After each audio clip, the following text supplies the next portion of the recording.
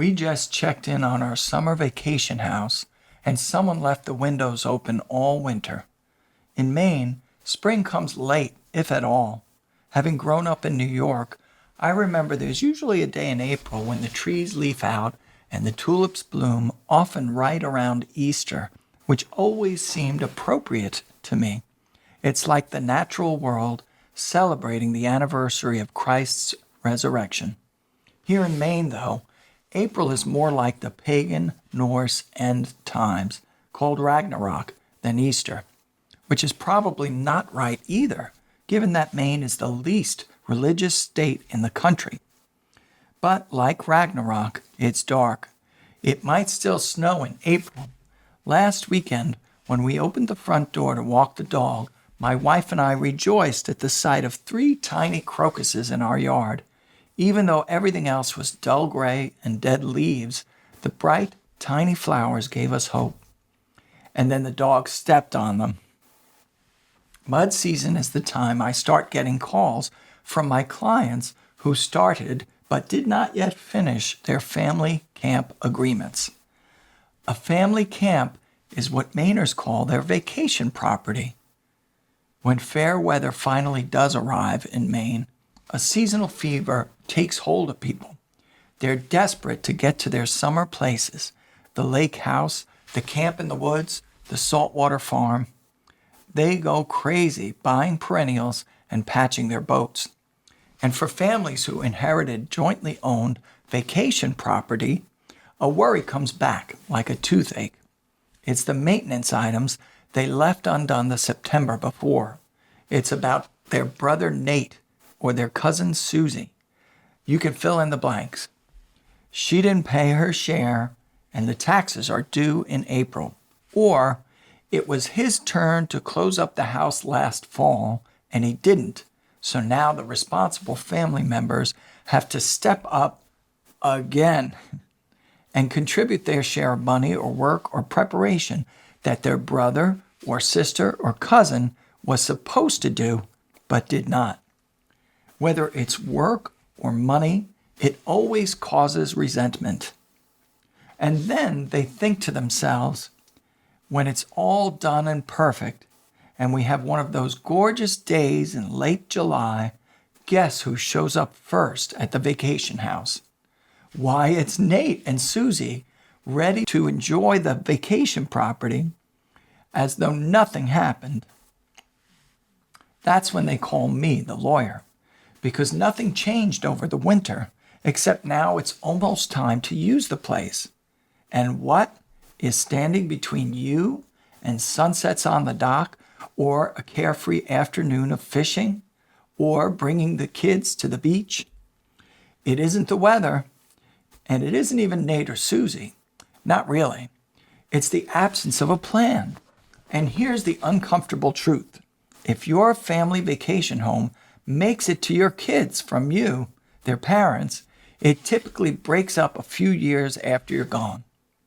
And most family vacation properties never make it to the grandkids, not because families don't care, but because no one planned for success.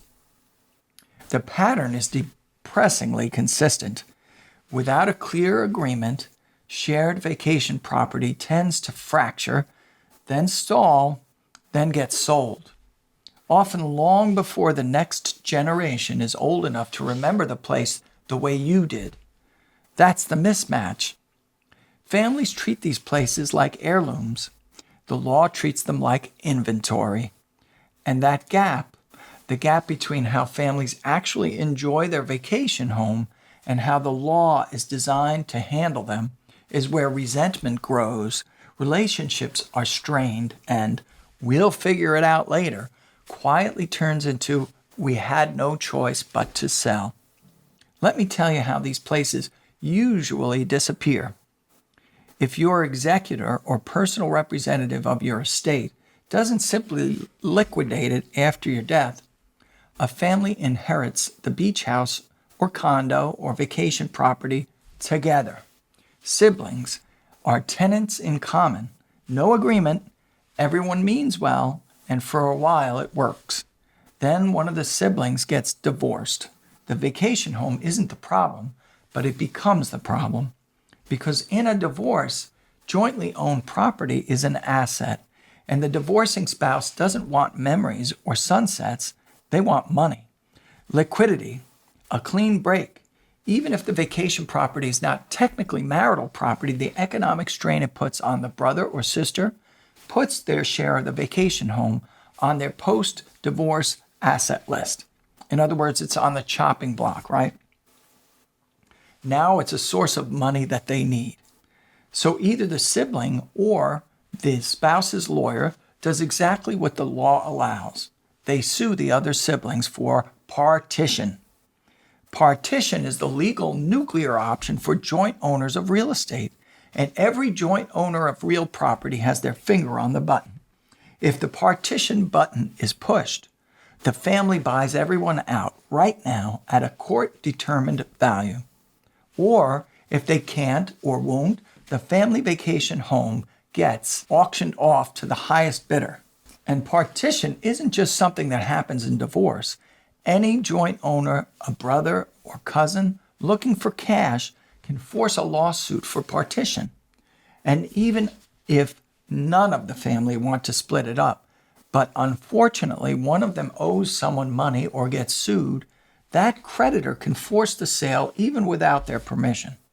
That means that with jointly owned property, the property is vulnerable not just to a bad actor, but to someone outside the family they owe money to. No one planned for that.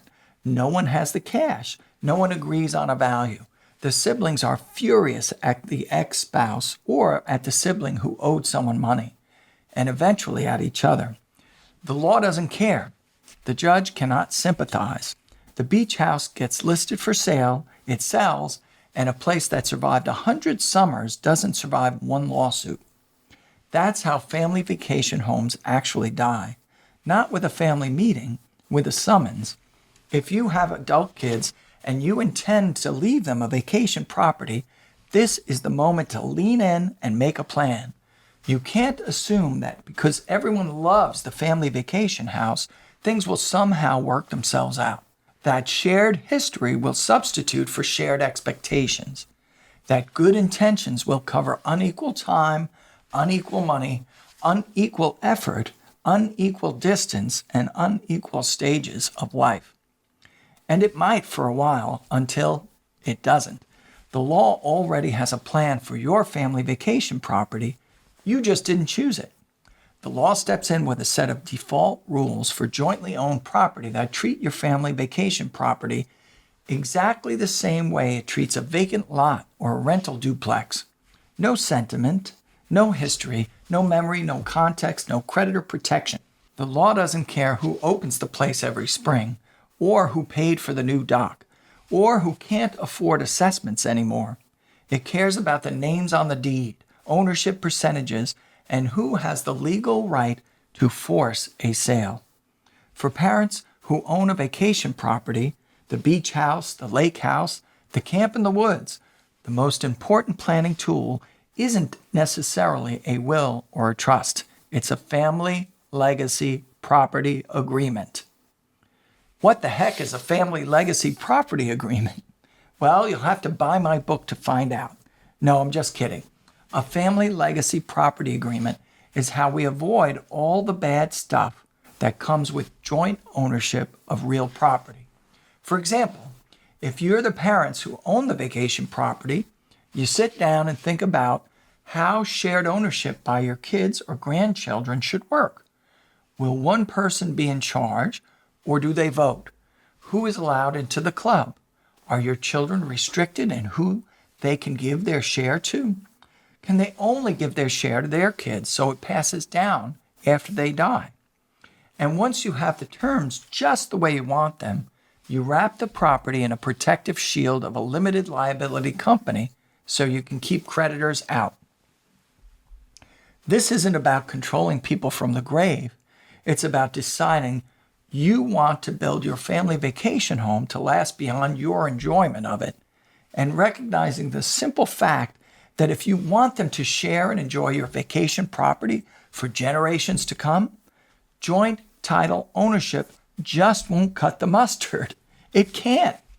It's about deciding on purpose, how this place is going to work before the law decides for you. Easter always comes to Maine, even if the only spring we get is crocuses in mud season. And when the weather finally gets nice, the real question is not whether you will get to your camp this year. The real question is whether your family will get to use and share it together after you're gone. A family legacy property agreement is the difference between inheritance by default and legacy by design. Thank you.